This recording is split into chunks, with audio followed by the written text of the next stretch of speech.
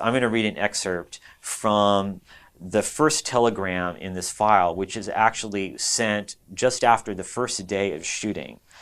And he says here, the second director went on professional leave. The production manager, Melik Sargsyan, who is a pensioner of the KGB, ruined work and is threatening to go on vacation.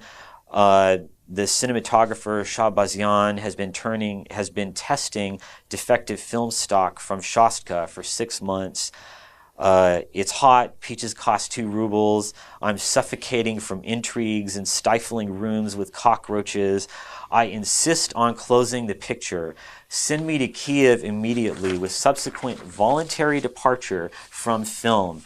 Kiev frescoes and the repression of Tarkovsky are enough for me. And that was really, and that's just the beginning.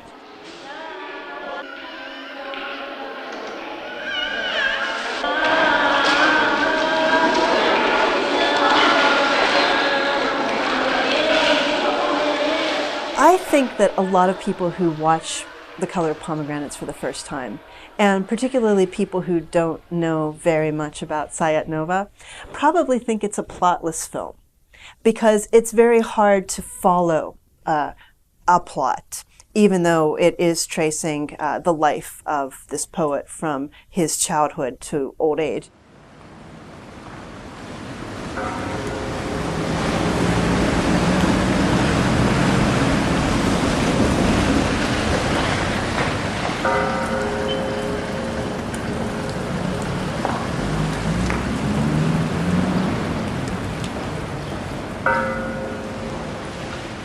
I believe that Parajanov is a product of Tbilisi culture, because when we say about culture, we can say the culture of places, it's culture of town, of city, because every big city has and creates its own culture, and the Tbilisi culture is absolutely unique.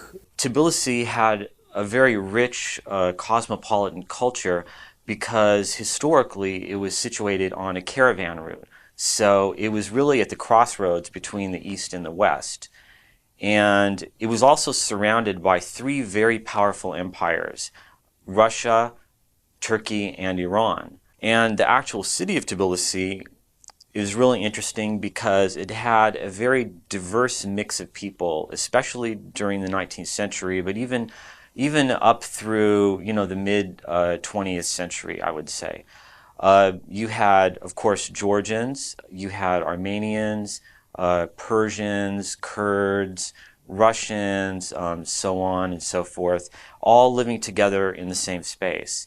And the Armenians especially played a large role in the city because they were the merchant class. And that's where Parajanov comes from. He was born in open, as we call now, Italian yard, but it's not Italian yard, it was Tbilisi yard, where they got the common yard as a common source of water, common source of kind of facilities, and all people live in the balconies, and everything is so open, and you see some quarrels of neighbors, and you can see laugh of neighbors mainly, maybe as a guy, and by some rumors, Parajanov father got a kind of brothel in, not brothel, but one room which was used for people, and even he was in some relationship, I mean father of Parajanov was in some relationship and was quarreling with his wife. He lived above, but he got his lover below.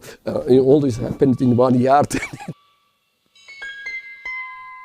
His father was the owner of a commission shop, and he collected antiques and sold them at a profit.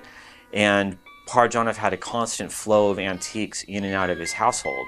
And he also developed a very sophisticated knowledge of antiques and even traded in antiques periodically later on in life when he was unable to make films and didn't have a way to support himself. The Tbilisi culture, main feature of Tbilisi culture, it's theatralized. It was theater. It's moving theater. You always are in theater, and people are behave themselves like they are in a theater. They are on a stage. A lot of spectators.